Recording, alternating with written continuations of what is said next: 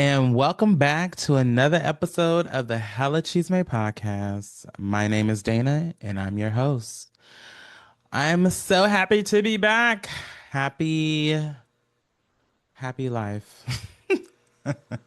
What's up, everybody? How are y'all doing? What y'all up to? How was your week? How was the first half of your month? I hope y'all are out there and out here in these streets still maneuvering and moving forward with life. It's been crazy. It has been crazy. In fact, this morning I had a appointment with my therapist where we had an intense conversation. Well, it got intense at the end because we started talking about family and parents and all the things. So it got very tense real fast. So, it was it was giving that I'm glad I had my therapy appointment this morning. But yes, work has been crazy per usual. Which, it's never a dull moment. That is I guess everybody's mantra. Everybody's saying that works in the place that we work. But yeah, it hasn't been a dull moment. It's been very, very busy. Especially since I've gotten back from vacation. Things have just been moving. Um, but we are happy to be back with a new episode this week. And I have a great episode planned out for today. Sit back, relax, and get your listen on. To kick this episode off, just to start, I for my couple of listeners out there, I'm not about to sit here and talk about Charlie Kirk because not only do I not care, um, my mama used to always says, you be running around here trying to figure out if fat meat greasy, and then you gonna fuck around and find out, and that's exactly what happened. And that's it. Um, I did watch some of the clips of the VMAs. The VMAs happened on September 7th, and that was fantastic. They did the VMAs at the UBS Arena in New York. LL Cool J was the host, which I don't know if it's very random, but I mean, LL Cool J, he got some acting behind his belt, and I'm pretty sure he was a great host. I didn't really watch the whole show. I went back and watched clips of the performances that I wanted to see. I don't know that I had sat and watched the VMAs. I can't say when's the last time I sat and watched the VMAs. But I definitely didn't watch this year. I did think about it.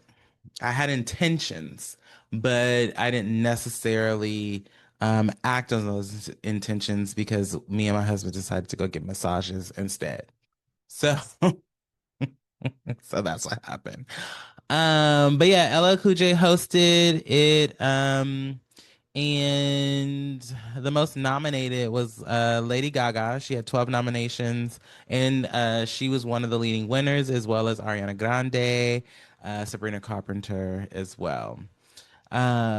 Which is really cool. I mean, Lady Gaga had a huge year this past year, as we're getting to the end, and she performed at Coachella. Ariana Grande dropped Internal Sunshine and the deluxe album. Sabrina Carpenter, I mean, was everywhere this year. And in everybody's Spotify's, Apple Music's, and music accounts. So I'm not surprised that they had really good years, a really good winning presence this year at the VMAs because they're out there, they're in the streets, which is dope. I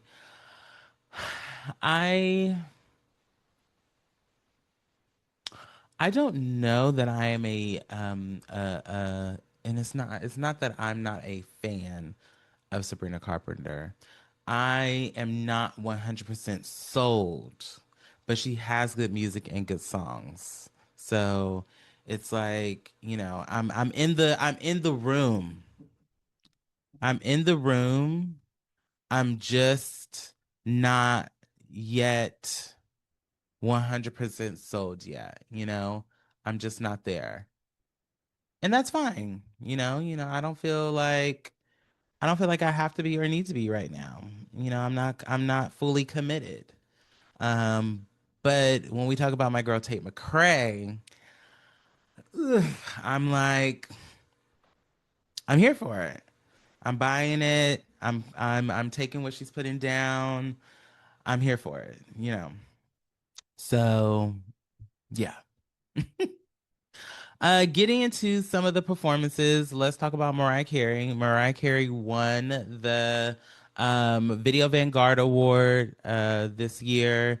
And Mariah Carey's been in the game for, I could say, decades at this point.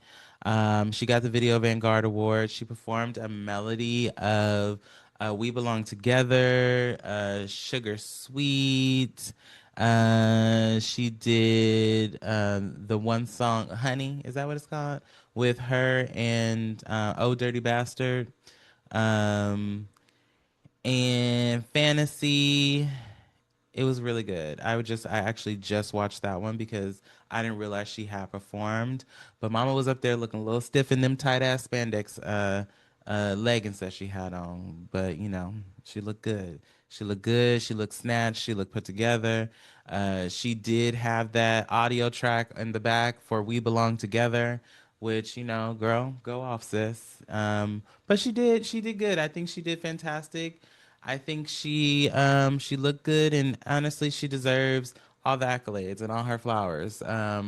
So it's good that she got the Video Vanguard Award, and apparently this would be her first ever Moon Person trophy, which is crazy to think about because Mariah Carey has been, as far as I'm concerned, MTV staple for a very long time. So that's a little surprising to me. Yeah, but shout out to Mariah Carey, and then even Ariana Grande won Video of the Year and Best Pop Video for Best Bitter Days Ahead, and then Ariana Grande presented the Vanguard Award to Mariah Carey, which, if you know anything about the history behind Ariana Grande and Mariah Carey, they have been trying to pit these women against each other for, since the start of Ariana Grande's career, and the fact that she can do the whole little whistle thing. So it was really cool to see that they had that moment on stage. One of the other performances that I wanted to highlight was Cat's Eye, because my husband is a huge Cat's Eye fan, and also I think he is a Korean pop star, which is great for him. I love that for him. But there's not a day that I don't hear Cat's Eye songs, so it was just by default that I had to watch the performance, and them little girls be cutting it up. I love a good synchronized and in sync and put together choreographed performance, and they do just that. And I thought that was pretty dope. So there was no way I could not highlight them. Um, Doja Cat is back and getting ready to promote her new album, which is the girlies are, talking about Doja because this time last year Doja Cat was on her in her bloody era or her demon era. I don't know what you call it, but she's back in her pop girl era, and she's given 80s vibes, which is dope. I do like the song, and I did like the performance. It gave very 80s, very pop Janet Jackson, very, very cool, very good. And I loved all of how the dancers were dressed and how the folks with the piano and things with the 80s hair, the blowout and everything. It was dope. So I do like that. I liked what she did on stage, and she did a very good job with the break dancing and everything. It was dope. So I'm here for this era. Hopefully the album is good. I'm sure it will be. Doja Cat knows how to make some good music when she's in her pop girl era. I did not listen to the last album. Um, I think I think the one song, the I Said What I Said song, I think I did like that song, but I didn't listen to the album because I don't know, she was in her bag with some bullshit. So I was like, girl, I'll tap back in when you come back to us.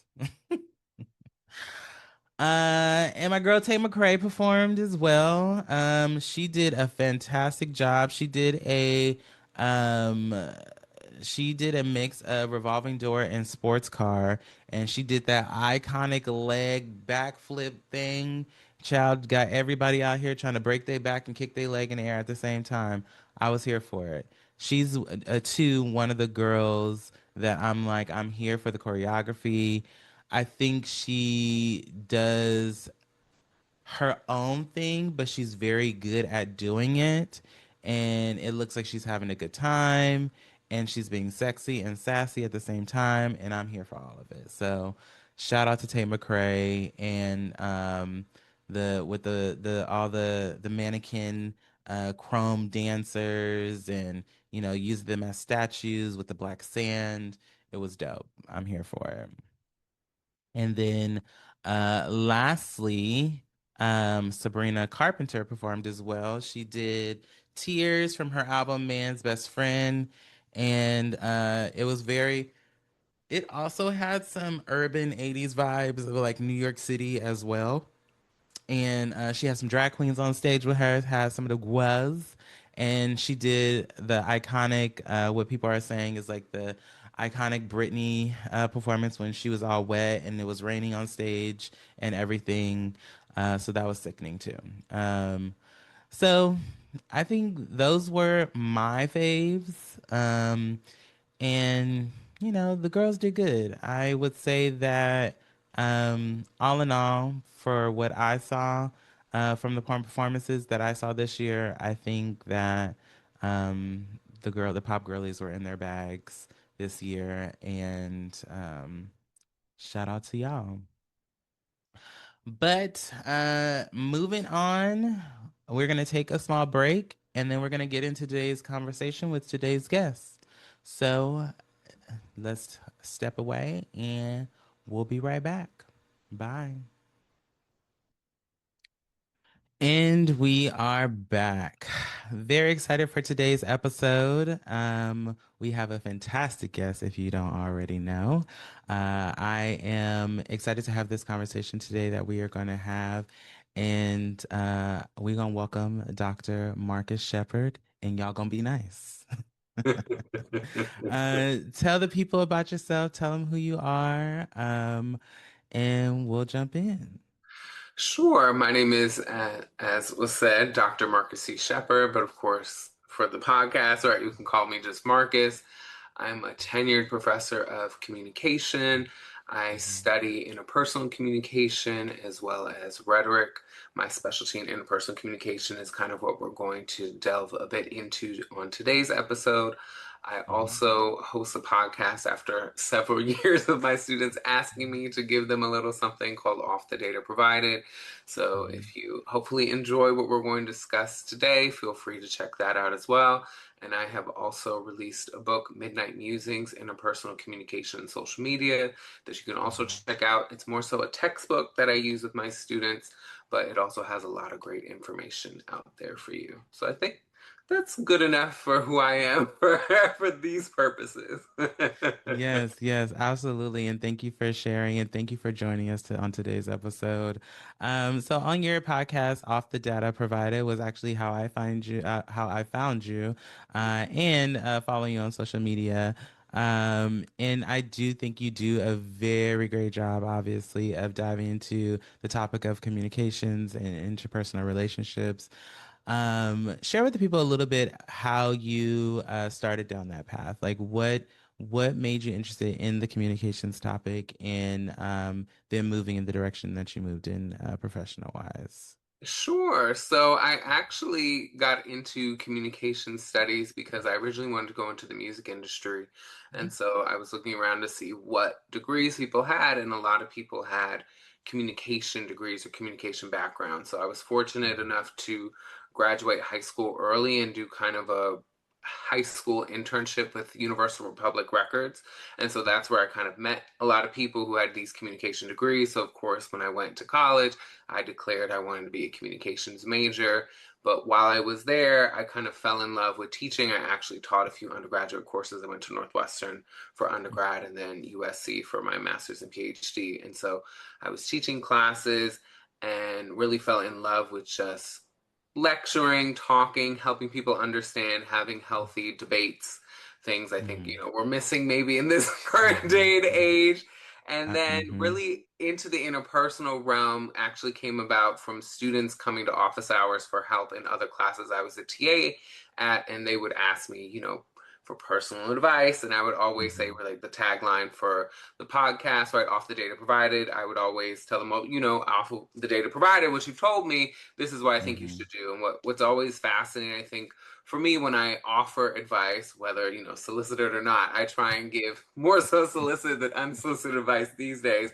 But when you do give advice, usually if people don't like the advice you're giving, they start giving you more information, right? So that's where Mhm. for me, it's like off the data provided, this is what I think you should do, or this is what I think is happening. And Yeah.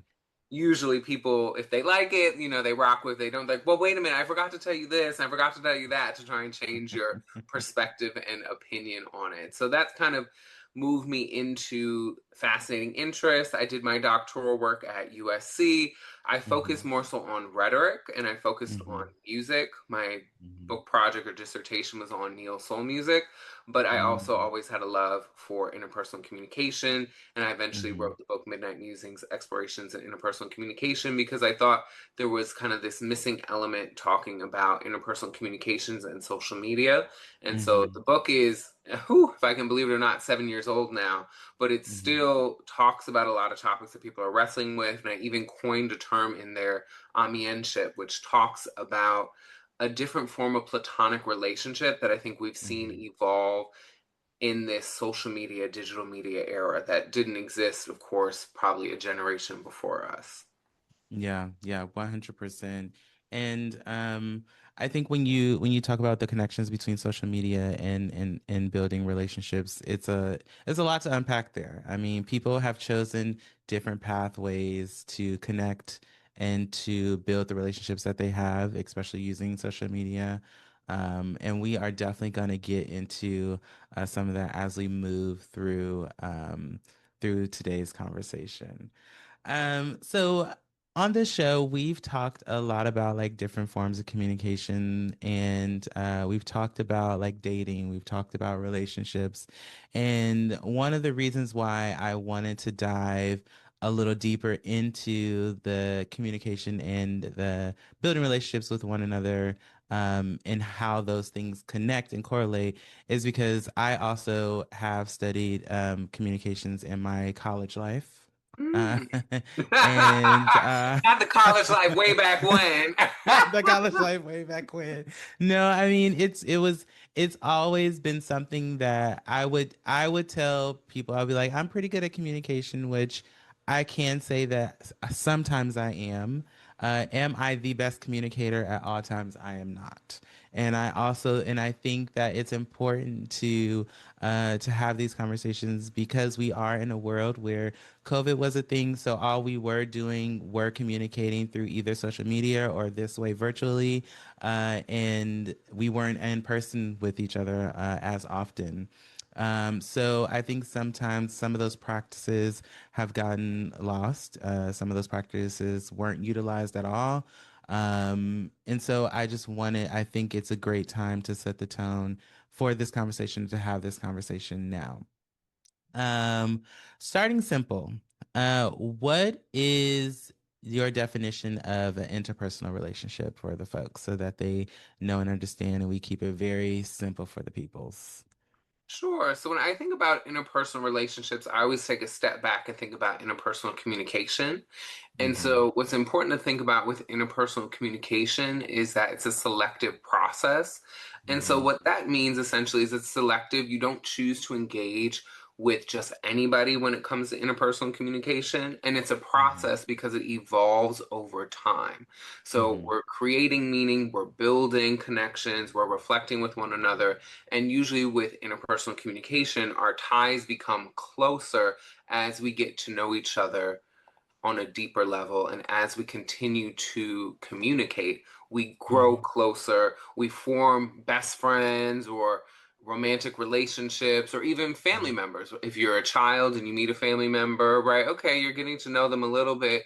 But as you continue to have these interpersonal communication events and moments, you hopefully are fostering closer ties. So, of course, that then builds interpersonal relationships, which also you don't do with just anybody. So I'm Right. reminded of this communication, interpersonal communication continuum. I think it's Martin Buber who created, and it's from I it to I thou communication. And so I it Mm-hmm. communication is essentially just talking to someone. You don't see their humanity. They're very much an object. You're not affirming their existence whatsoever. It's usually how we treat employees at a store, you might think. So maybe I'm dating myself a little long in the tooth, right? And I still engage in the store, not in this way, but if I'm checking out with a cashier, I'll ask them how their day is going. Has it Yeah. been busy? Things Yeah. of that nature, where most Mm-hmm. people, 9 times out of 10, right, are here's my phone, and you're Mm-hmm. checking me Instacart. out and I'm on the phone and oh, how much was that? What did you say? Oh, did that not? Okay. And back to your phone, right? We're not acknowledging them whatsoever. So you're not doing interpersonal communication with just anybody. And you're Mm-hmm. not building an interpersonal relationship with the person at the store. And then we Mm-hmm. have IU communication, which I would think is probably the majority of the communication we do, where we engage with people, but just in their social roles. So, right, I'm a Mm-hmm. professor. When I engage with my students, I do see some of their humanity and I'm engaging with them as students, but I'm Mm-hmm. not doing interpersonal communication with them at all either, right? We are Mm-hmm. communicating within our assigned roles. We Mm-hmm. do value one another because of what we bring to the table, but it's not that I thou communication, which is interpersonal communication, where I see people as unique individuals, they're whole, they're complex. So here we're engaging in someone's being Mm-hmm. when we reveal our sincere selves to them as an opposite of seeming, where we kind of construct and manage a presentation of self. And that's kind of that IU communication, right? I'm presenting as Professor Shepard. So you're going to engage with me as Professor Shepard.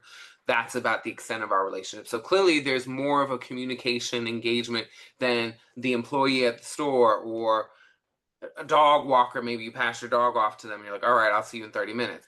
But Mm-hmm.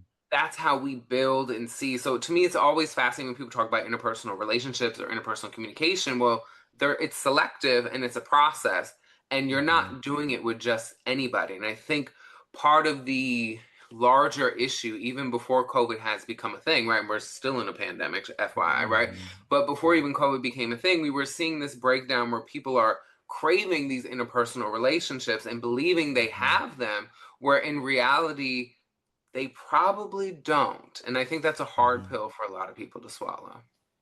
No, yeah, 100%. And I agree when you also say that we are still in the pandemic. I 100% agree and I'm aware. I always actually see you when you're wearing your mask and you always tasting the air, the zone that you're in. And I think that's amazing and fantastic. I think that um folks do think that we are no longer in a pandemic. But they don't realize there are people still getting sick every single day. I actually just talked to somebody earlier today who was just saying that she just had COVID and was down for 3 weeks. So, it's like it has not gone anywhere and it is not over. It has not ended. When you talk about the communication and then building those relationships in the ways that we choose with the people we choose, and I think the reference of the grocery store is a great example. I also often think about when we talk about like Uber and Lyft, right? Where we're in the car with this stranger, and I feel like, Uber and Lyft have now, or rideshare has now been created in a way where we as the customer get the option to talk or not talk, or the driver has the option to talk or not talk. Um, it's an interesting dynamic when you're in someone else's car, but you have been giving the autonomy to be like, well, I don't want to talk to you, or you don't have to talk to me. What are your thoughts on that? Yeah, I think we're seeing society change. Hmm. I don't know if I would use the word evolve because usually evolve, we're becoming into something greater, right? I think of butterflies evolve, right? Or a caterpillar Hmm. evolves into a butterfly. But I Hmm. think that's a perfect example where I believe on these apps, I don't use them as much, but I Hmm. believe you do have sometimes the option to say you want a quiet car, right? Which Right. essentially will alert your driver that you don't want them to speak to you Hmm. whatsoever. And so I know sometimes I'll get in a car and I'm always friendly and pleasant. I'm like, hello, how are you? And depending on their vibe or depending on my energy level and mood, right, I may want to engage further or I may not, or the driver may or may not as well. And so I think what's fascinating about how we're shifting in this economy is we have farmed out a lot of our community to Hmm. these apps. So I know when I was doing my PhD in LA, right, Uber and Lyft weren't really a thing yet. And so when people needed rides to go to airports, who would you call? You would call your friends and see if they could take you to the airport because that would be Hmm. so much easier and way less expensive than a cab.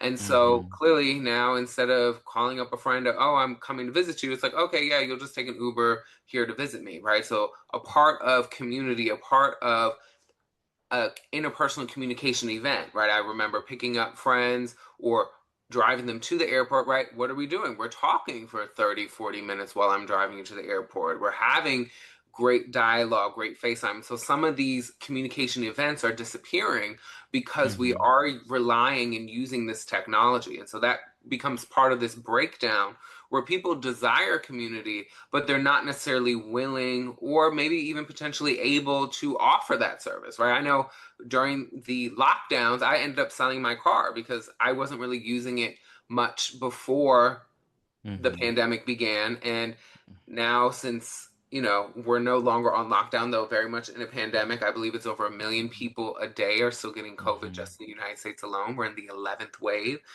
News Hmm. isn't really talking about it, but it is here. And if you Hmm. just do a little research, right, just look under the cap, right, you can see a lot that's happening. But even though we're not in lockdown, right, I'm able, fortunately, I live in a city, so I can take mass transit. I do have access to a community of people who have cars if I need to go somewhere, or I'm Hmm. fortunate enough where I can afford an Uber or a Lyft if I need to go to the airport. But Hmm. clearly, I don't have a car, so I'm not someone who would offer now that community service. But also, Hmm. if we think about it, who really drives their friends to the airport anymore, right? Or Right. loved ones to the airport anymore. I know I drive my parents to the airport, right? They'll pick me up in their car and they'll drive there, right? And then I'll take their Hmm. car back to their place to run errands. But that's Hmm. really just my parents, right? My friends that live around me, none of them have asked me if I could help them with a ride. And whenever I go to the airport, I don't ask them either, right? So these Hmm. aspects that maybe even a decade ago that were part of our fosterings of communities and creating and more so not just creating but maintaining these bonds, these aspects are kind of disappearing. Yeah, no, 100%. I mean, it's definitely not as as a people, we're not as consistently connected or wanting to be connected, I feel, Mhm. as I feel like at one point in time society would push us to be connected. And then when we talk about those things and wanting to connect with people, it kind of brings me to talking about kind of key elements of building those personal relationships, or those key elements to communication. What are some that you mentioned for you, that you would mention for yourself, that you think are key elements of building those relationships? Sure. So in my book, I talk about like a friendship formula, which has Mm-hmm. 4 ingredients, but I think these ingredients are vital to any interpersonal relationship. So, of Mm-hmm. course, first and foremost, and we've been talking about it, but haven't labeled Mm-hmm. it, is investment. So, investment Mm-hmm. is the time, the feelings, the energies, the thoughts that you put into a relationship. So clearly driving a friend to the airport is an investment. You're using your Mm-hmm. time to take this person. And oh, by the way, Mm-hmm. once you drop them off, you have to get yourself back home. So it's just not the Mm-hmm. ride to the airport. It's also now you have to ride maybe in solace. I'm Mm-hmm. someone, if I'm driving, right, I either call somebody or I'm listening to music, right? So I'm not Mm-hmm. feeling alone. But that's a vital, important aspect of any interpersonal relationship is investment. And I think the reason we see a lot of turnover and a lot of Mm-hmm. relationships is people aren't investing to the degree. And so I know for Mm-hmm. myself, I'm very much a planner. I'm someone that kind of leads my friend group here where I created a mass text and I'll say, hey, this event's happening. I'm interested in going. Anybody want to go? Or I'm doing this if you want to come. So I'm a planner and that doesn't take much investment. But what does take investment is when I host cookouts or kickbacks or movie nights, right? So I have to have my Mm-hmm. place prepped. I have to have some food, some drink. And so this is me investing. And so if you have relationships where you feel like the investment is unequally yoked, where I'm Mm-hmm. always putting in and this other person is just taking out of the bank, Mm-hmm. that's when usually we see issues with interpersonal relationships, right? And so I've experienced that with familial relationships where one thing I give to, I think, the younger generation is, and I appreciate teaching, I call them learning communities, is the Mm-hmm. fact that when we talk about interpersonal communication, we talk about our shall not rules when it comes to friendships and dating. Well, those same things should also apply to familial relationships. And Mm-hmm. I think older generations, and was pushed on me, but thank goodness to my students for kind of popping me out of that, where we just suffer. Oh, I wouldn't allow a friend to do that, but oh, that's my cousin, that's my aunt, Mm-hmm. that's my uncle, oh, that's my brother, that's Mm-hmm. my mom, that's my dad. So, Mm-hmm. even though I don't appreciate that or I wouldn't let someone else do it, they get a free pass. Well, no, no, no, they shouldn't get a free pass either. So I think that's one part of the formula, right? I call it friendship formula, but I think interpersonal communication formula or interpersonal relationship formula is you have to have investment. And then from Mm-hmm. that investment, we build emotional closeness, which is Mm-hmm. through that dialogue or through shared Mm-hmm. activities. So we know from different research studies that usually women who are forming interpersonal relationships, especially with each other, they do it more Mm-hmm. so through dialogue. So that self Mm-hmm. disclosure, opening up, where usually cis hetero straight men oftentimes do it through shared activities. So they'll join a rec league or they'll join a gym or they'll join Mm-hmm. something, and through that activity they'll foster those friendships. But what's dangerous sometimes, where if you're just building that emotional closeness through shared activities, is when those activities Mm-hmm. go away, what happens? And so I Right. think we saw that a lot with COVID and the lockdown specifically, or when you Mm-hmm. couldn't go, if we were in a rec league playing soccer and now that league doesn't meet anymore, Well, yeah, I'm where's I'm that? home alone. I'm not talking to anybody, right? So I think Mm-hmm. there needs to be a balance between that, right? When you're doing that shared activity, are we also having some dialogue, or is it really just Mm-hmm. around that? And so the male loneliness epidemic, which everyone likes to talk about, even though the numbers and the data actually shows that women are almost as lonely as men, right? It's not this huge where men are like 80% and women are 20, right? I think the numbers are both in the 20 something percentile for both men Mm-hmm. and women, last I checked on a more recent study. So, of course, you have investment, emotional closeness. Of course, you have trust. And so Mm-hmm. that's not betraying your confidence. So if I tell you something in private and I say, please don't share this with anybody, you don't do that. But it's also doing what you say you will do. And so I think this Mm-hmm. has become a growing issue with a lot of people where your word isn't really your bond. So if I say, hey, are we on for the movies next week? And you say, sure. And then I get to the movies and I text you, hey, I'm here. What's going on? You're like, oh, I'm so sorry. Like, I got inundated. Like, I can't.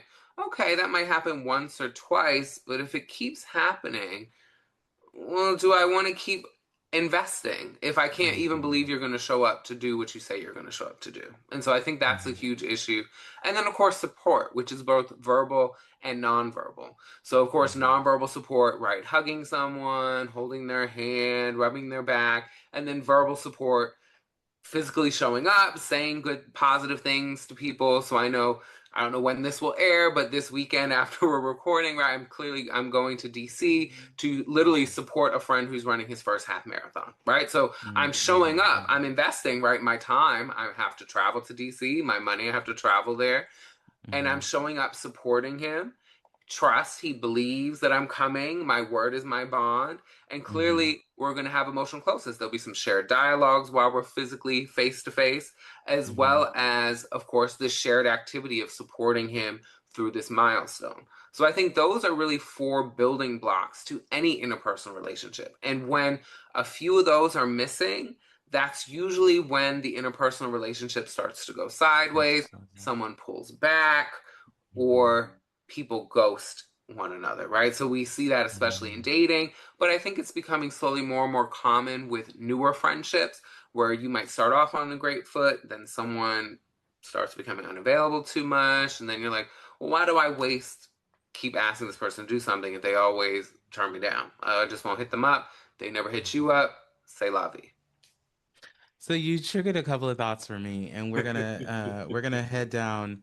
We're gonna go down two different paths. Okay. The first one is I'm a firm believer in how we as human beings build relationships. It's based sometimes based on some of the past relationships that we've seen, whether that is marriages, other friendships we've seen, other connections, and it doesn't have to be a sexual relationship or a romantic relationship. Relationships to me are relationships, and I think friendships are relationships without it being any type of. It doesn't necessarily need to include any sexual contact or anything like that. It's we're friends. We are in a relationship of some sort, right? And I think about how I react when it comes to if I am in a friendship and the person is not necessarily uh, um, putting in everything that I put in because I too am a I'm a person when I'm a friend with someone and this also because most of my friends are my family. Mhm. I put a lot of energy into my friendships and I take the people that bring in as friends, I take that very seriously. So, if I do notice that a person is not putting in as much energy as I am, sometimes I start to push it to the back burner. Mhm. And I will, though, try to communicate like, hey, what's up?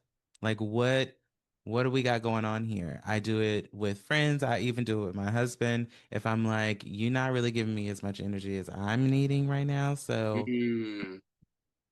tell me what's going on. The other thought that I that you made me think of was when it was something that you were saying around um dwindling of relationships and connections and um and commitment, right? What is it about people that if I'm continuously inviting you somewhere and you telling me that you don't want to go, why do people still just want to be invited? What is that all about? I think people want to be included, right? You feel as if you're in community with people. But I also Hmm. think what's interesting about these invites, sometimes I consider some invites false invites. So you Mm. already know I'm going to say no, but you're inviting me anyway. And then Mm-hmm. sometimes people use those false invites as then an excuse not to invite you to something that maybe you would have been interested in. So, Mm-hmm. perfect example, I don't really go out as much as I used to, especially because COVID is still out and about. And so all my Mm-hmm. close friends know that they don't invite me when they go to the club or they do certain things. And I don't take any offense to that. But if they Mm-hmm. were inviting me and I kept saying no, and then maybe they went to the movies or they did some fun outdoor activity that I'd be interested in, and they didn't invite me, they're like, oh, well, whenever I invite you to the movies, you all are not the movies, whenever I invite you to the club, you always say no. So I didn't think you'd be interested. Well, this is a totally different type of activity, and the reason why I'm saying no to this is because I'm COVID aware, and so I don't want to put myself in harm's danger. But hey, going to the movies, I can be masked up, or if we're doing an Mm-hmm. outdoor activity, like clearly the air quality is going to be way better and less transmission, I'd be interested in that. So fortunately, I Mm-hmm. don't have that issue anymore with people, right? But I did have a Mm-hmm. former friend who was getting frustrated, and this was even during lockdown where they were just going out and doing things. And clearly, I was like, well, I'm not going anywhere. And then they Mm-hmm. would get frustrated and be like, oh, well, I want to hang out with you, but I know you take COVID serious. I was like, so why didn't you come to me? We could have brainstormed and thought about some events or spaces that we Mm-hmm. both would have liked or enjoyed. Right. And Mm-hmm. I think it's just that common courtesy. So to me, it's like, I don't understand well, just invite me anyway, even if I say no. Well, no, if you keep saying no, I'm going to just stop inviting you. And I think that's valid. Mm-hmm. But I think before you Mm-hmm. do that, it's important to have a conversation with that person. If you truly do have an interpersonal relationship with them, again, Mm-hmm. you might not have one. And I think that's a Mm-hmm. harder pill for people to swallow, where maybe this is just someone who's a friend of my friend. And yes, I was trying to foster a friendship with this person, but for whatever Mm-hmm. reason, they don't seem to be interested. And that's also okay. Nobody has to want to be in an interpersonal relationship with you because you want to be in one with them.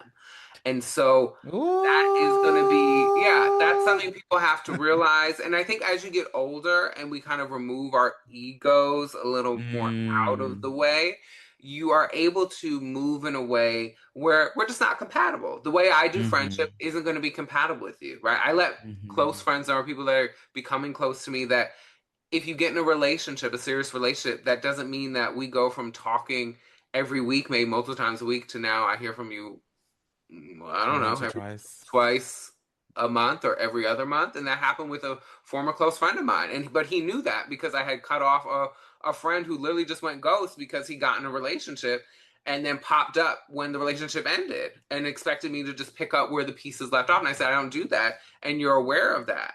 And so thank you next, right? As Ariana said, we move, right? I genuinely wish the people the best, but that's not how I do friendship. And nobody has to do friendship the way you do it.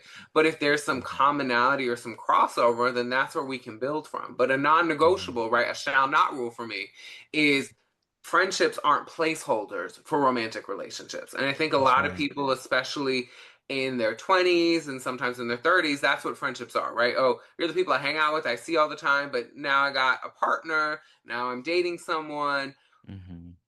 I don't have time for y'all. And it's like, well, of course you're not going to have as much time for me because you do have Mm-hmm. this other relationship. And when you're building a new relationship, it takes a lot more time, but Mm-hmm. it doesn't mean we go from 60 to zero. And I think that's an Mm-hmm. issue a lot of people are having and trying Mm-hmm. to maneuver. But one of my best friends, she's been in and out of several long-term interpersonal relationships, and I have talked to her at least once a week, basically every week since we became close friends, well over a decade, right? So the fact that she Mm-hmm. has these deep interpersonal relationships did not stop the fact of us communicating. And Mm-hmm. so there, to me, there's no excuse. As people always say, if there's a will, there's a way. We all have the same Mm-hmm. 24 hours, but you can prioritize things. And it just means I'm not a Mm-hmm. priority to you. And that's also okay.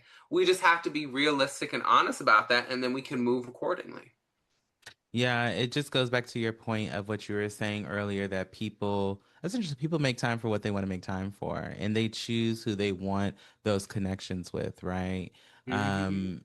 I have a friend too who I've been friends with for decades or a couple of decades at this point, and we make time whether it's every month or whether it is um a couple of times a month. It depends on what it is and what time we have available, but it's true. Like, you make time for the people that you want to make time for and vice versa. I wanted to move into this next piece with I have a couple of facts or myths that I want to talk through. So one of them is a lot of people throw around the idea that 93% of communication is nonverbal. Is that a fact or a myth? What are your thoughts? I mean, I think what's very interesting about all these facts and figures is there's always some potential truth to those things. And so I do Mm-hmm. know even in like different communication textbooks, right, they do talk about the majority of communication is nonverbal, right? And Mm-hmm. so the number might vary. Maybe it's 80%, maybe it's 90%. I do believe that the majority is nonverbal because if you just think about it, verbal communication is just the words that you say, right? It's Right. literally just the words. Right. Nonverbal is everything else. So it's how you Mm-hmm. say it. Mm-hmm. It is, your facial features when you say it, your hand Mm-hmm. movements, your body language, tone of voice, the rate, the Mm-hmm. pitch. So, perfect example, you can ask how someone's day is, and it can mean Mm-hmm. totally different by how you say it. So, I'm like, how's your day? Right? It sounds like I'm really interested in how's it going, but like, how's your day? Right? I feel like Mm-hmm. I'm obligated to ask you, right? I'm rolling my eyes means I really am not interested. So, we get more meaning from Mm-hmm. the nonverbals. But what's Mm-hmm. dangerous sometimes when we think about this, and I always talk to my students about assumptions, and especially as we're building interpersonal relationships, as we talked about, it's a process, it's evolving. So the more we get to know someone, the more we believe we can assume things about them, or, oh, well, Marcus wouldn't want to do that because I know he doesn't like X, Y, or Z. Well, maybe I Mm-hmm. wouldn't have, but maybe there was an off chance I was interested in trying something new, or I wanted to get out of my comfort zone. So Mm-hmm. still ask, but we assume, right, even with nonverbal. So a perfect example I always use with my students is, if someone's doing this while they're listening, sometimes we think it means they're bored, right? Like they're propping up their head, they're not trying to go to sleep. But I know for me, if I'm really trying to focus on what someone's saying, I'm trying to lean in and I'm propping myself Mm-hmm. up. I might even be pushing my ear, like adjusting my ears a little bit so I can hear them a little better. And so, even though my nonverbals, you might interpret this as me being bored or disinterested, in reality, I'm actually really trying to focus on what you're saying. So, Mm-hmm. even though we do, yes, I would agree that we communicate more so nonverbally, we need to Mm-hmm. still check in with our nonverbal assumptions with what the person is saying or doing. Agreed. I'm trying to be better at assuming. What do they say? When Um, you make assumptions, you make an ass of yourself, right? I think that is the a that phrase is. that they say. And and more times than not you do. Now, of course, if you really do know someone and you can kind of see through some of the stuff, yeah, sometimes as I say, I'm a communication expert, right? I also tell people that communication is a skill you always are working on, you're always improving upon, even though I teach this material, I have a PhD in it, right? It's still something I can always improve upon, but Mhm, I am better than the average person. So usually my assumptions are correct most times with the mhm, people I do interpersonal communication with, but I still mhm. try and check those in with those people just so we're on the same page. And I'm not assuming one thing when it's totally something else. No, absolutely. I try to make sure to ask any clarifying questions before my assumption becomes the fact of whatever the situation is. But I think when we talk about building relationships with the people that we want to build them with, or if we've tried to build relationships with people and they have essentially, giving you their ass to kiss the time during the process of, trying to build those relationships, you do start to build assumptions on how that person either is going to react or um, going to respond to um, the way that you're starting to trying to connect with them, and it's not going to work, right? Hmm. Um, Before we go on this break, let's try and talk through this last fact or myth. So it says good communicators never fight because they always know how to navigate difficult conversations. The Leo in me is like, no, I don't ever argue with people. It is what it is. Yeah, I mean, I think actually great communicators will get into debates, will get into arguments, right? Because we are going to have. Okay, so starting with our next myth. So it says good communicators never fight because they always know how to navigate difficult conversations. Fact or myth? What are your thoughts? I definitely think that is a myth. As someone who is a great communicator, I still do get in disagreements, arguments with people. But what's important to know, especially with conflict, to note just about conflict, is usually what we remember about these conflict events is not Mm-hmm. necessarily what the conflict was about, but how it was resolved and how it made us feel. So, a perfect example I know with this is one of my best friends. Her and I, we will get into dust ups every like 6 months or so, right? We've been best friends for well over a decade. And Mm-hmm. we have the tools and language where, okay, maybe someone needs a moment, but we come Mm-hmm. back because we care about our relationship and we want to fix whatever the issue is. And always the dust ups aren't about each other. It's maybe our views of opinions on something, or maybe I Mm-hmm. asked for advice and didn't like what the advice was, or vice versa. And so feelings are hurt, but we don't want to sit in that. So we come together and we resolve it. And so a famous thing that she does is sometimes she interrupts when I talk, right? And I used to Mm-hmm. do that, but sit on my hands, right, so to say, and like, okay, I'm just gonna try and listen and let you get your full point out, and then I'm like, Mm-hmm. hey, I'm talking, and then I'm talking, and she interrupts. I'm like, hey, I allowed you to say your full thoughts. Please Mm-hmm. allow me the same grace, right? And of course, she does it and allows it, but how we've been trained oftentimes is when we're arguing, oh, if someone says something we don't agree with, let me now jump in and back and forth. And so we've Mm-hmm. reoriented how we approach that conflict. Or as I've talked about in my book, right, one of my friends, she likes it straight, no chaser. So if I have an issue or she wants my opinion, just give it to her straight, no chaser. I don't need to butter her up. I can just be like, no, I don't like that, or I think that's bad, or this person is bad for you, and this is why. Where another close friend of mine, he needs to be eased in, like, oh, do you Mm-hmm. really think that's the best decision? Well, why do you think that? Right. And so it adds a few more minutes to the conversation, but because I am aware that this is the best way to approach this conflict, it ultimately helps our relationship in the end. And so I think Mm-hmm. as we're children, as we evolve, hopefully, we're taught these skill sets and this is how you do things.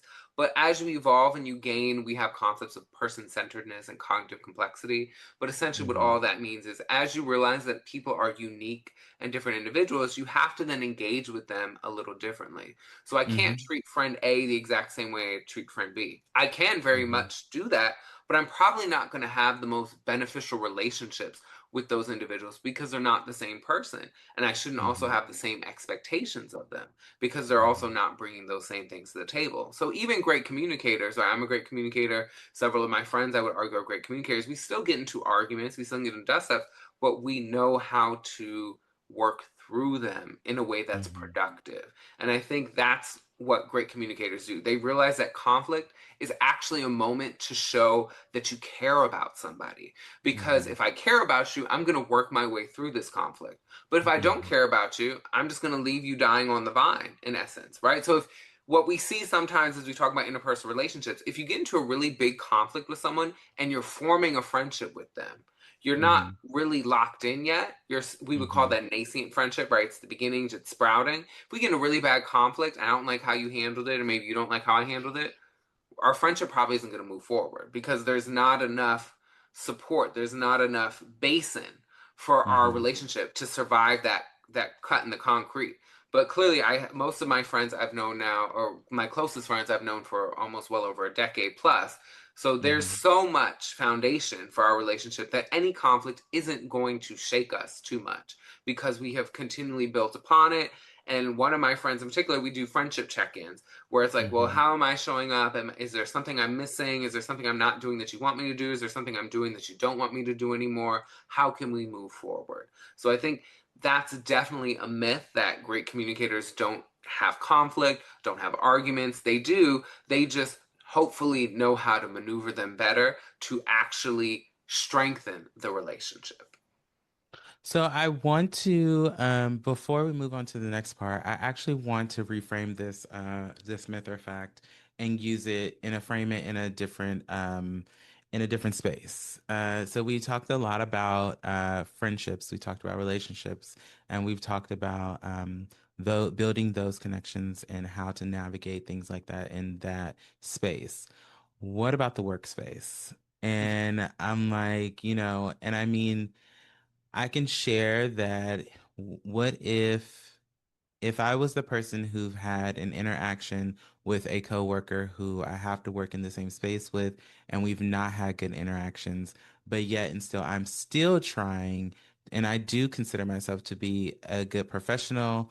a great professional communicator, and outside of that, and we do have had a past of not good interactions. What then? What does that look like? I think what's always interesting just about communication in general is I always say that any communication is content, context, and communicator specific.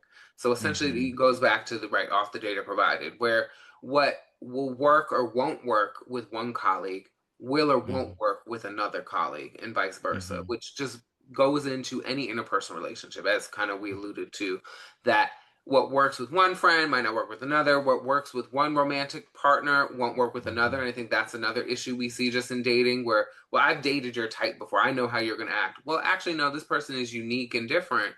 You shouldn't Hmm. be using your past experience with somebody else to Hmm. dictate or color in who this person is. Now, it might give Hmm. you warning signs, and you should check in with that person about that, right? If we are an effective communicator.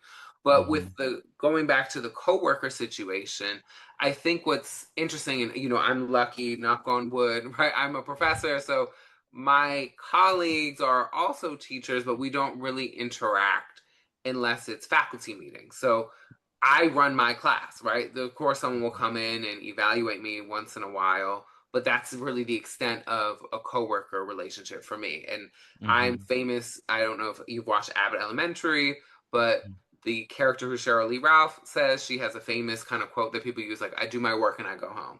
And that's very Hmm. much how I approach my job. Like, I'm very available to my students and I do take on some extracurricular work, but that's my job and I go home, right? Hmm. Like, my job Yeah. is not my interpersonal life. And I think Hmm.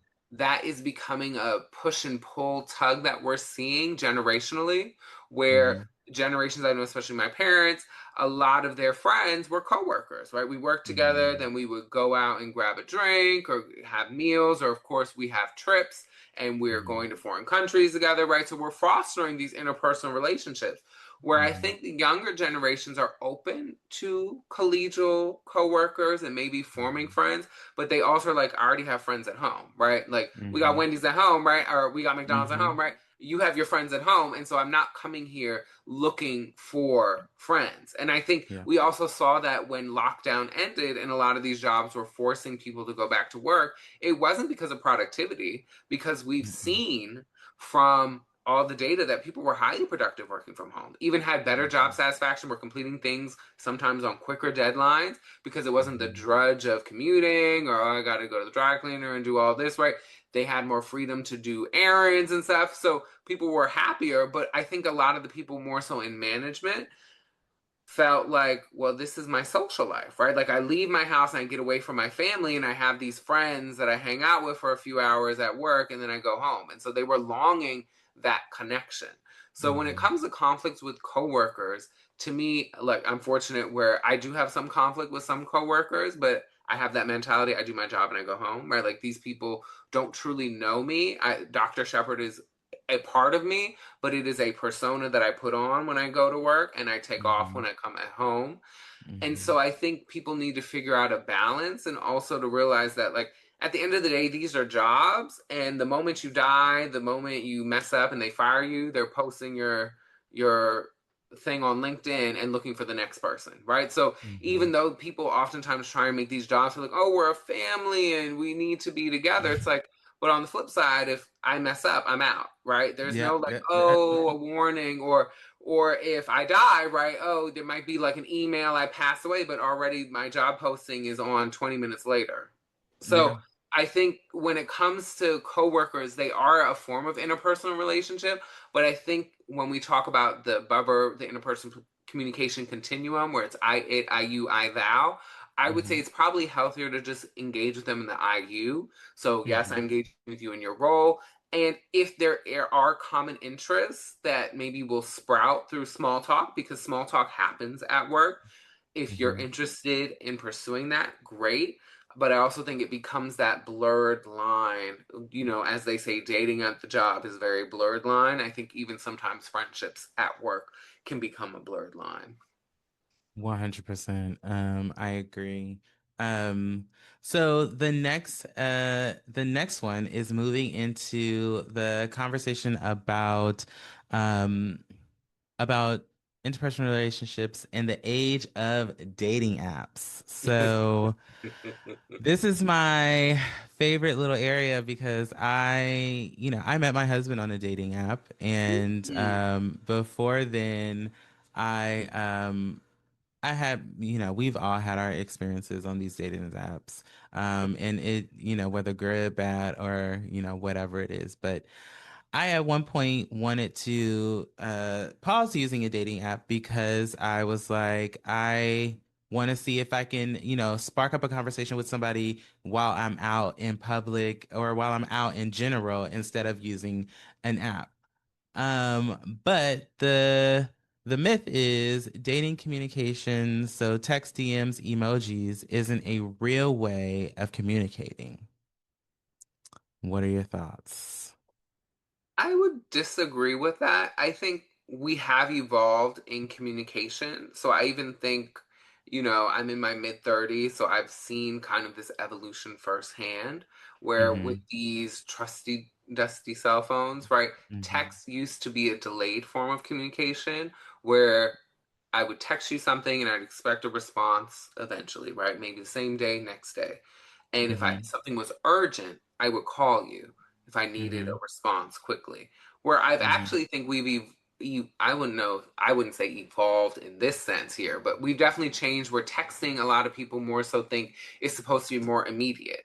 Where a phone Mm-hmm. call is, oh, to catch up or to hang out. But if I really need to hear something, I'm going to text you because you could be doing something, so you might not be able to pick up a phone call, but you'd be able to answer your text because maybe you have an iPhone and you have a Mac, so the text pops up on your computer while you're at work. You can Mm-hmm. respond quickly to what I need, where a phone call you might not be able to take.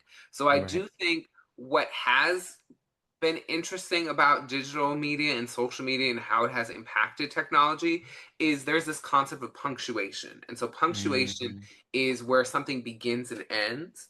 And so oftentimes what's really easy to think about punctuation is when two kids usually get in a fight and they're arguing about something, Mm-hmm. usually that's when punctuation happens, right? So what are they actually arguing about? And oftentimes it's like, well, you did this or you did that. And what they're arguing about is, well, who started it? And so Mm-hmm. with punctuation and with digital and social media is the communication never necessarily ends. So I know, for instance, I'm someone with a gift of gab. And so I like talking. And so I can be on the phone with friends for hours. And while we're on the phone, we can be DMing each other stuff on Mm-hmm. Twitter and Mm-hmm. referencing it then on the phone call. And Mm-hmm. at the same time on Instagram, sharing some videos and saying, oh, look at that real quick and then let's talk about it. And so now there are just multiple channels of communication Mm-hmm. where before the internet, right, before Web 2.0, as the technical term would be, right, with blogging and social media and dating apps, the communication punctuation was pretty much just the landline phone that you had. So I would Mm-hmm. call your phone. If you were there, great. If you weren't, and hopefully you had an answering machine, right? Because answering machines weren't common until That's kind of the right. late 90s, early 2000s, right? Then I would leave a Mm-hmm. message. If not, you wouldn't know I called. So I'd have to call Mm-hmm. back again. And so our Mm-hmm. communication was when I saw you in face to face or when we talked on the phone, and that was it. And so Mm-hmm. now the issue becomes is, well, yes, we can talk on the phone, we can see each other, but I can also text you. I can also DM you on social media apps. If I'm on dating apps, I can also message you on there. And it just becomes more complex in figuring out when the communication begins and when it ends. And this is where a Mm-hmm. lot of people, I think, drop the ball because they're so inundated with so much communication that sometimes they just get too frustrated or too consumed with it all and just drop the ball and aren't great at responding. Right? I have one friend where I send him all these things and like he won't respond unless I call him and then we talk about it. Like, oh, did you see the thing I sent you yesterday? Go look at it. And he will and we'll talk about it. But he's so inundated with all of these messages that sometimes for him it's just like, let me just shut it out. I'm not gonna engage. I mean, I'm the same way, especially with being like a content creator and on social media. I'm like, okay, I know y'all sent me a bunch of videos, but I'm gonna need about an hour and a half before I get back to you. If that, I'm like, because I be like, It's a lot. It's too much. It's a lot of interaction and it's a lot of different things on on the interwebs right now and today. So, in terms of like the dating apps, what do you think makes it harder for people to connect with folks on the apps? Sure. This is actually something I've been working with some friends, right? Being their communication consultant. And I think part of the issue with dating apps is we're all on there for different reasons. So I think that's the Hmm. first thing to highlight. So some people are on there because they genuinely are looking to find a committed romantic relationship. Some Hmm. people are on there just to see who finds them attractive, right? I remember Hmm. talking to someone and it became clear through our engagement that they kind of only used it when they were on their way to work or leaving Hmm. work, and it was kind of just like a thing to do, like a social media to access. And okay, I just want to see who I find attractive. They're going to swipe on me as well. And so Hmm. some people really have no intention of even messaging you back or messaging you at Hmm. all. And so I remember one friend, we were going through when I saw him last, and he had like hundreds of matches, and I was like, well, why haven't you said anything to these people? And he was like, oh well, it's just too much. And I'm like, well, you're wasting your time, you're wasting theirs. I said, so let's delete some of these because I'm sure it's slowing your phone down that you have hundreds of Yeah. matches. And Hmm. so I think we need to realize like, is someone here for a committed romantic relationship? Is someone here just to pass the time? Is someone here looking for a hookup? What are your intentions? And so I think first and foremost, as I tell my students and friends who seek advice, especially in this dating space, is you need to be clear on what you're looking for. And Hmm. to me, the biggest thing with dating apps and all that is just compatibility. We just might not be compatible. If I'm looking for a committed romantic relationship and you're looking for a hookup or friends Hmm. with benefits, we're just not compatible. I might find you attractive, you might find me attractive, we might like talking to each other, but where is this really going to progress if we want two different things? It doesn't mean you're a Right. bad person, it doesn't mean I'm a bad person, it just means we're looking for two different things, and that's okay. So Hmm. sometimes I think first and foremost, you need to know why you're on there and don't be afraid to let it be known. So put it on your profile. I'm looking for a serious, committed romantic relationship. I'm looking for whatever. Also, with a lot of these apps, they're just looking to find followers, right? So I know when I was on dating apps, right, eventually it would become clear that, like, people would start having conversations with me. They'd be like, oh, I'm not really on here. Follow my Instagram. We can talk more on there, right? So, okay, we followed each other, and then the communication never really Guys. evolved, right? It dies. And so I know back then, like, I would put, I'm also not looking to follow you on any social media apps. So if that's what you're looking for, like, cool. And when people are like, oh, I'm not really on here, like, feel free to follow me, I would just kind of unmatch them, right? Like, Hmm. we're just not looking for the same thing. I literally say on my profile, I'm not going to do that. And now you're asking me to do that. It, cool. So first, you Hmm. need to know why you're there and not be afraid of that. Second, you need to have your shall not rules, whatever those are, what you're not going to tolerate when it comes to dating. And so I think, Hmm. unfortunately, because a lot more people find themselves lonely and are desiring a connection, they bend those. But it ultimately makes your dating experience worse in the long term because you're trying to settle or work through or work with people who you're just not compatible with. So Hmm. I know, for instance, like, if you do hookah, it's just a chop, right? Like, I'm not a smoker. I don't like, you smoke weed. I'm not interested in that, right? So very lovely conversations. You can be attracted to me. I can be attracted to you, but you're someone who does hookah. There's nowhere for this to go, right? Or I don't want kids, right? So if you're Hmm. someone that desires that, it's just not going to happen. And you know, do you? You're not bad. I'm not bad. These are just not things I'm looking for. So I think first and Hmm. foremost, you need to know who you are before you Hmm. enter the dating space. And I think a big issue is people don't know who they are and or what they want, but they're trying to figure that out while dating. And you can do that trial and error, but you ultimately sometimes, I think, waste more time doing that than taking Hmm. a moment of self reflection, maybe taking a month off and figuring out what you really need. Because if you're doing that, oftentimes you feel jaded and then you Hmm. take that out on other people who don't deserve that. So, okay, someone comes to you in a way that somebody before did, and now you go off on them. Well, you don't really know this person. You're assuming Hmm. things about them, and it's probably because you're jaded and you're tired of going through the rigmarole or the cycle of getting to know someone, talking to them, moving forward. So I think those are really important. And then Hmm. lastly, what I stress with everyone is you need to have a game plan. So when we Hmm. match, then what happens? How long are we staying on this app until we exchange phone numbers or a video call or do something? And then how long am Mm-hmm. I willing to wait on that until we see each other in person? Because ultimately, the goal, if your goal is to find a committed romantic relationship, it's not to text these people on the app for eternity. And I think some Mm-hmm. people just get caught up in that where, okay, we're texting, we're talking on this app, and then we're never moving off the app. Okay, Mm-hmm. so what are we doing here? Mm-hmm. You need to know why you're here, what you want, what you don't want. Don't be afraid to share it, and also have a game plan. So I know when I was on dating apps, I would, some people are like, well, if you match with them, you say hi. If I match with you, I'll say hi.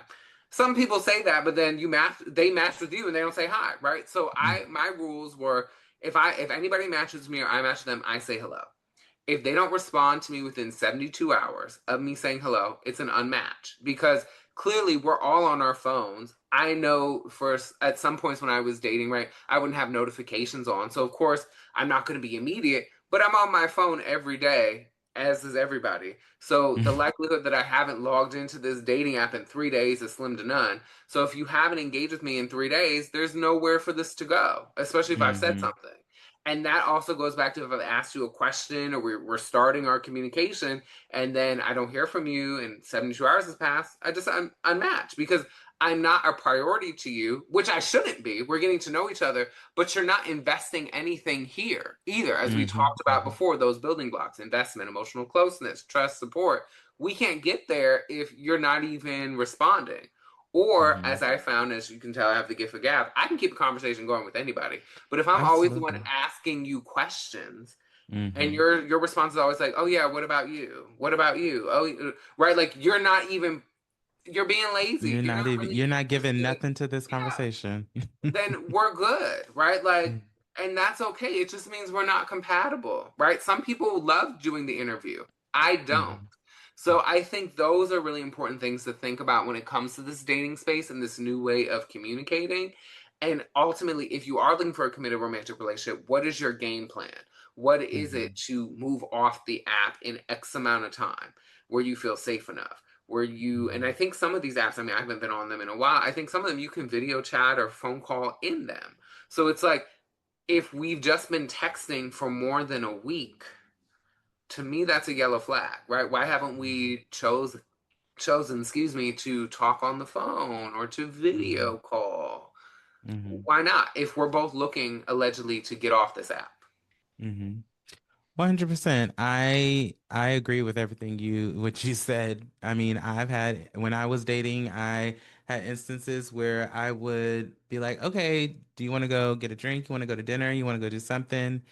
And then they'd be like, "Yeah, let's do it." We set up a day. Day comes, nothing. No, ghosted. You hear nothing. Mm, And I often think, at the time, I used to think about people have to be comfortable with getting to the space to where if they don't want to date someone or if they're not interested, then they just need to say that. Like, we see time and time again posts of people putting up grinder post or from their scruff experience of people saying like, "Oh, I'm not interested." Well, yeah, that's fine, but it's also how you're saying that to people. Right? Because they'll go beyond and say all kind of off the wall shit to folks even when they're not interested or they just won't say anything.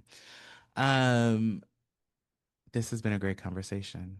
We've covered, I feel like, a lot of areas of like, friendships, uh, uh, uh, romantic relationships, and even in the workplace, which was really important to me to make sure that we touched on and covered. Um, Let's move on and talk a little bit about your podcast and your show. What are some of the topics that you cover? Go ahead and plug like maybe your most the episode you love the most. Let us know. Talk about it. sure. So I launched, as I said earlier, a podcast called Off the Data Provided. It Mm-hmm. is a podcast around interpersonal communication and it Mm-hmm. focuses on helping give people skills, tips, tricks to maneuver, Mm-hmm. especially in this digital online space that we find ourselves in. So the Mm-hmm. podcast is kind of a twice a month, first and third Wednesday of the month. Mm-hmm. So you get kind of a little snippet here and Mm-hmm. there. I usually will cover some theory or a topic, or maybe there was an article that I saw Mm-hmm. talking about some type of interpersonal concept, and I'll walk the audience through it.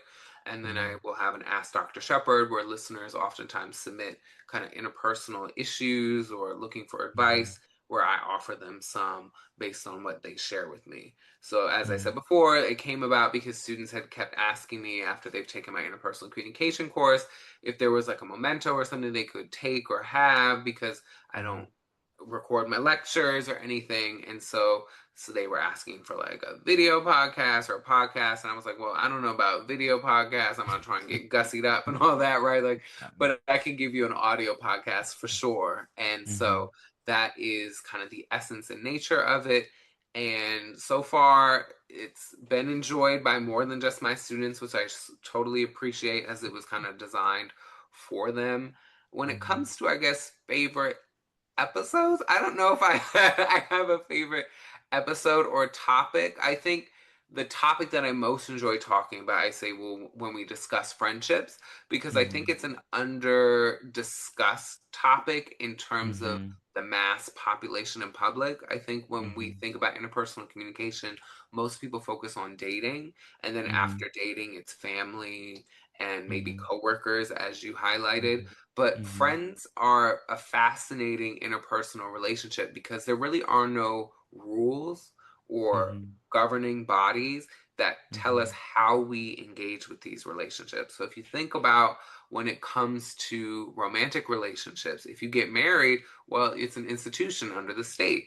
There are Mm-hmm. marriage therapists. There are ways that we've been taught in society on how marriages are supposed to operate and work. When it comes to Mm-hmm. family, right, we have the Department of Family Services in a lot of areas where if you're not being a good caregiver, that could be called on you and the government could step in. When we think about coworkers, you have an HR handbook about what's appropriate, what's inappropriate. But when it Mm-hmm. comes to friendships, it's kind of the wild wild west. Whatever I want or whatever you want or whatever the other people in the friendship agree upon what it is. And so I think that's Mm-hmm. really fascinating and a fruitful engagement, because some people, whereas I've come to see from social media, right, they kind of blur these boundaries between friends and lovers and all of that, and that works for them. As for me, Mm-hmm. I don't do gray area very much. So like, I definitely am kind of black and white when it comes to friends, right? Mm-hmm. So if I ever Mm-hmm. introduce a friend, they're just a friend. They're not a former lover or someone I used to have a flame. That's not Mm-hmm. what this is.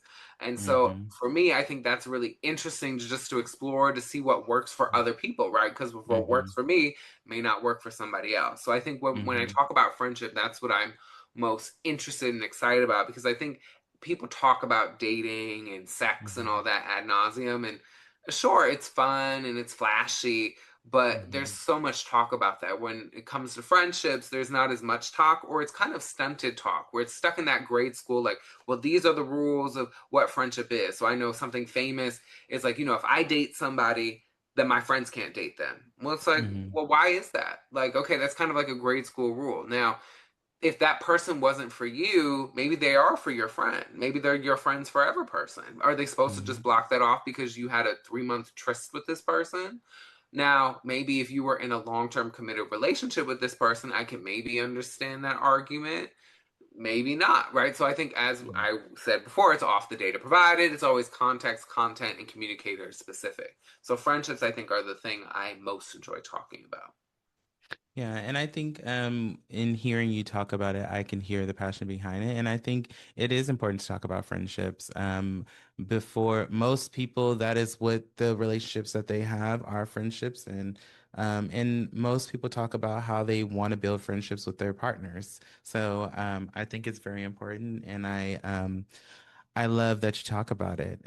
So over here on the Hella Chisme podcast, we talk about horoscopes, we talk about signs. So the people are wondering, what's your sign, Dr. Marcus? I am an Aries. An Aries. I know you're a fire sign. Aries are fire signs, right? I I believe think so. so. What's always Yeah. interesting about astrology, I have some friends who are like into astrology, and I was like, Uh-huh. I don't know what the other sides are. I was like, I know a little bit about mine. I know mine's the best and the first, right? But Uh, outside of that, I don't know much. And as with astrology, right, I also think when we talk about interpersonal communications, like you'll uh-huh. see like people will list like, oh, these are the best signs to date for your Mm-hmm. sign, or like avoid these signs in particular. I'm like, okay, so you had a bad experience with this sign, right? Like Yes, that's yes. fine, but also everybody isn't the same, The right? same. Even one of my Agreed. best friends, she's also an Aries. She's an April Aries, right? So of Yep. course that probably means a little something different, but I also have friends that are March Aries and they're different than me. And so yes, a sign can add something to. So I'm interested to hear your thoughts on Aries, I guess. But ultimately it's a piece of who someone is and not their totality, of course. Yes. No, So no Aries hate absolutely. over here. No, absolutely. I don't have any Aries hate at all. The Leos we get all the hate online and I don't know if it's my algorithm or because my phone is listening to me, but they love to. It's like always on my TikTok, Instagram. It's all the people Mhm. talking about the Leos and how many bad experiences they have had, this, that, and the third, and I'm like, girl. We ain't all the same. We ain't all created equal. You know, we all just out here trying to live our life. That's all we trying to do. Mhm. Um, Thank you so much for coming on the show. Thank you so much for spending the time to chat with me. It is fantastic. It was fantastic, and I'm very excited for the folks that are listening and when they hear this, because I know they're gonna love it. Thank you. Well, thank you so much for having me. Absolutely. Do you want to do any last minute plugs before we close out? Just listen to my podcast if you're interested in anything that we've discussed. Of course, it's Off the Data Provided with Dr. Mhm. Marcus C. Shepard. I think if you just do Off the Data Provided and Marcus wherever you listen to podcasts, you will find it. And if you're interested in reading more, right, my book is Midnight Musings, Interpersonal Communication and Social Media. As I said before, it's more so a textbook, but it has a lot of great information, tips, tricks, and tools if you are trying to improve your interpersonal communication. So I think that will be the only plugs for me today. Absolutely. Absolutely. Thank you again. And we'll take this final break and I'll be right back. Bye. And we are back. So I hope today's conversation was very fulfilling as it was for me. Talking about communication and interpersonal relationships is important. I think to some extent, I have had those types of conversations on the show. And I think it's important to have. And I'm so thankful that I was able to do it with Dr. Marcus Shepard. And he took the time to come and hang out with us and have a little chat. Closing out the show, we still pulling cards around here. So we pulled from our Goddess Oracle deck today, and we pulled from our What's the Gossip Oracle cards today. And I've been, wanting to, as we are trying these out and using these, I've been interested to see how they will play well together and how, they pull and connect to the topics that we're talking about. And I think what we pulled today does that pretty well. So from the What's the Gossip, we got the Ghosted card. If you're watching, it's the Ghosted card and you get to see the card. And if you're not, you can hear what it's saying. So, the graphic is a cell phone with text messages, and it shows that the text message that was sent were seen and it's ghosted. So, sudden disappearance without explanation, left hanging, uh, and been seen, and then but ignored, and abrupt silence. So, I mean, with talking about communication, it's interesting because it plays directly into what we're talking about. You're sharing some sort of thoughts or feelings or something. Your message has been seen, but we ain't got nothing else to say, ain't got nothing else to put into it. And then we also pulled the recharge card from the goddess deck, which is um let's see if it focus, if you can see it. And it says, in a frenzied world, pause to refill your divine vessel. Don't exhaust yourself in endless busyness. which I feel like goes perfectly. Like you're overly communicating with this person who don't want to communicate with you clearly, and who you are sharing your thoughts, sharing whatever you're feeling with them. And although they have seen and they hear how you feel, but they not pouring into you as much as you pouring into them.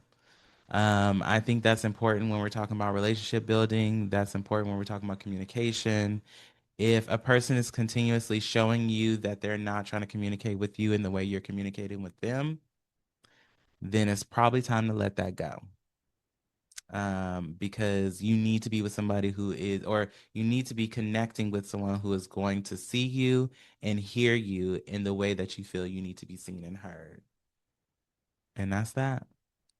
I hope that you take that into your next week or into your weeks moving forward.